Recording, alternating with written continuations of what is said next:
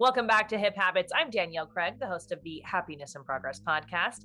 Hip Habits is brought to you by the Hip Habits Workbook. It is a 6-month workbook with weekly habits, everything from mindset to financial to relationship habits to bring into your daily life.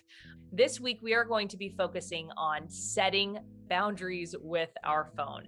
In the 4-week mini workbook that I made you, free printable, link in the show notes, basically, it just goes over some questions you can ask yourself so you can start setting these boundaries. Questions like, what apps do I need to set time limits on?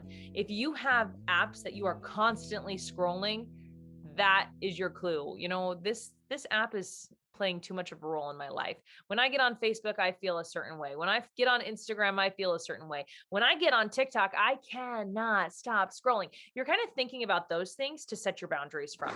Are there any apps that you want to delete this moment? On this podcast, I have talked so much about how I love Marco Polo. The problem with Marco Polo is I got into this routine where I was talking to like a dozen people, and every day I'd get on, and some of them were groups. And so I'd get on there, it'd be like 10 messages to catch up in one group, and then 5 in another, and then several individual messages. And it became very overwhelming. And it also was just overrunning my life. So I had to delete the app. Other questions. Is there any time in the day or week I want to continue my detox from week 1? Or do I have any friends or family members that I need to tell that I will be less available? When you set boundaries with anything, it's a good idea to let people around you know that you're setting boundaries. When I deleted Marco Polo, I told my friends, hey, I really enjoy talking to you every day, but I have to delete this app. It is impacting my mental health. It's impacting my ability to do things throughout the day, to connect with the people in front of me. So I am deleting the app. And some people took it better than others. And some people were excited to also delete the app. Some people were like, but how are we going to talk? But you just have to set up those boundaries and let people know that you're going to be a little less available. Okay.